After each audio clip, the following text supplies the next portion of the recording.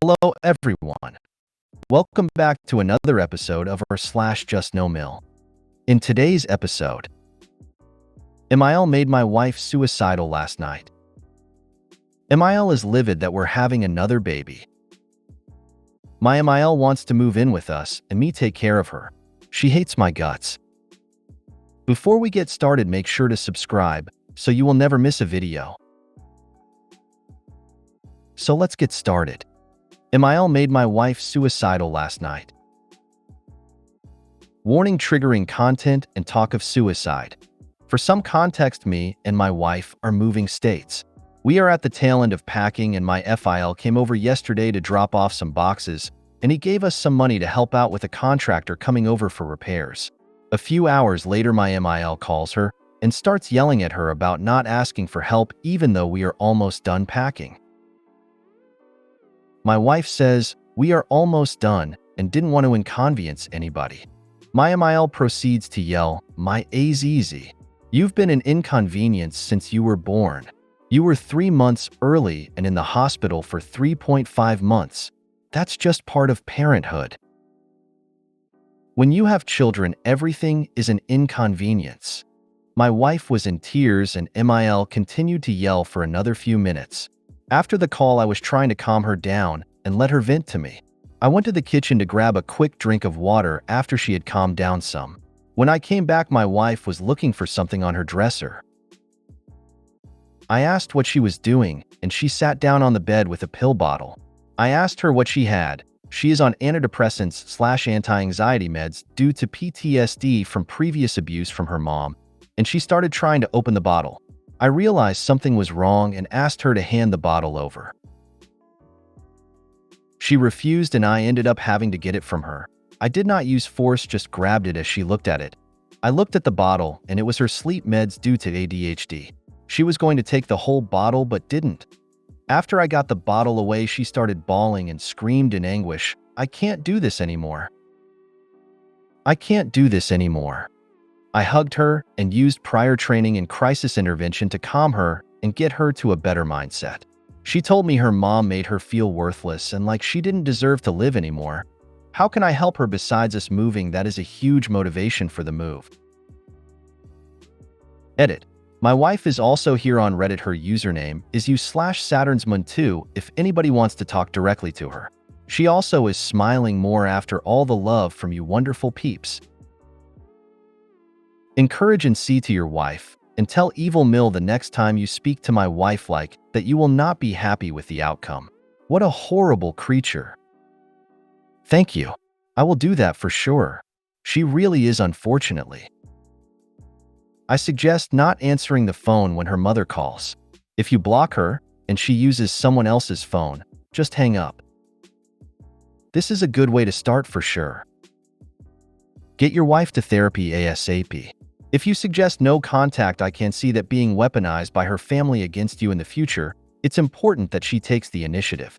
You just being there for your wife is great and will continue to be the most important thing.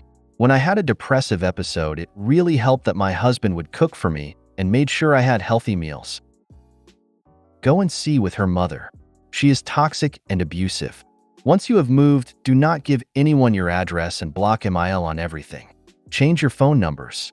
If you cannot trust FIL, you may have to go and see/LC with him too. MIL is livid that we're having another baby.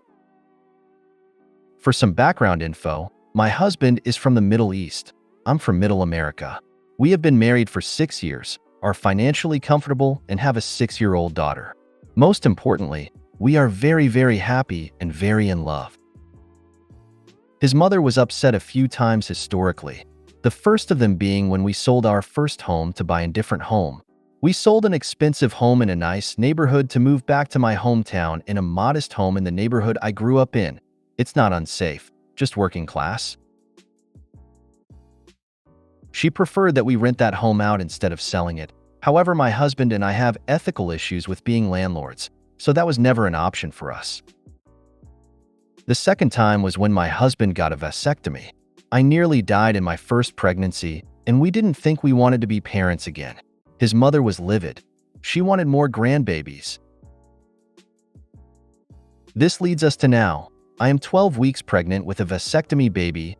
I know, he never did the follow-up sperm test LMAO, but we are elated and excited about this surprise baby. His mother was so angry and insisted I abort. Mind you, her and I cannot communicate due to language barrier.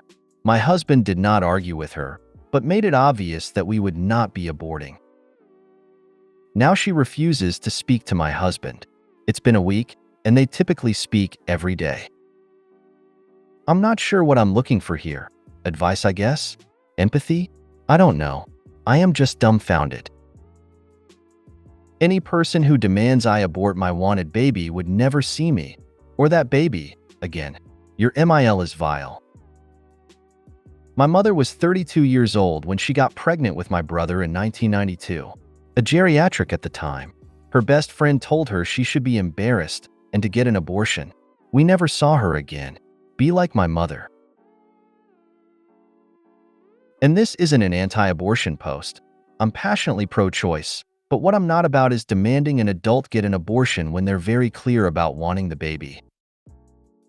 She doesn't believe it's his. Next, she will be asking for a paternity test. I wouldn't entertain that in any way. I would instead send her studies on how the SNP can fail.